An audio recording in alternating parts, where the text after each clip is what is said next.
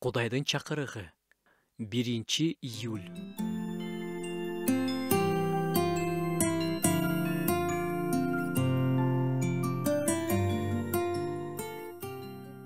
Чыныгы табынуучулар атага рух менен чындык боюнча табына турган убакыт келет.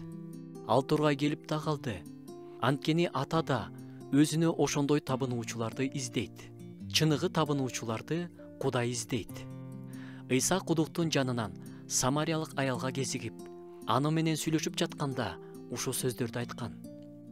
Рух менен чындыкта табынуу өтө маанилүү. Кайсы жерде табынып жатабыз маанилүү эмес. Жүрөктүн акыбалы маанилүү. Машаяктын душмандары анын шакирти Жаканды Патмос аралына сүргүнгө айдап жиберишет.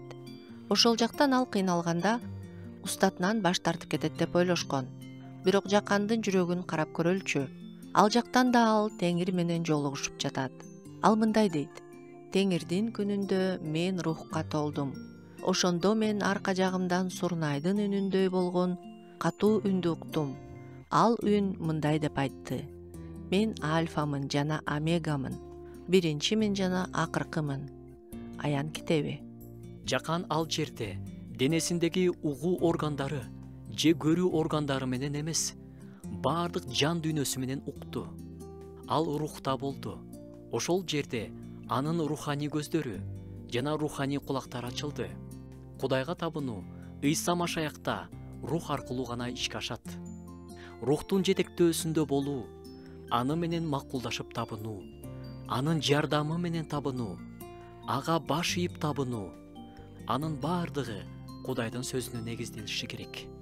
Ошондо биз кайда гана болбойлу чыныгы табынуучулар боло алабыз.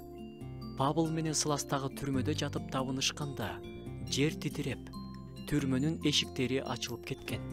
Өзүбүз жалгыз Кудайдын алдында табынып жатканда эстейли, чыныгы табынуу жүрөктөн башталат.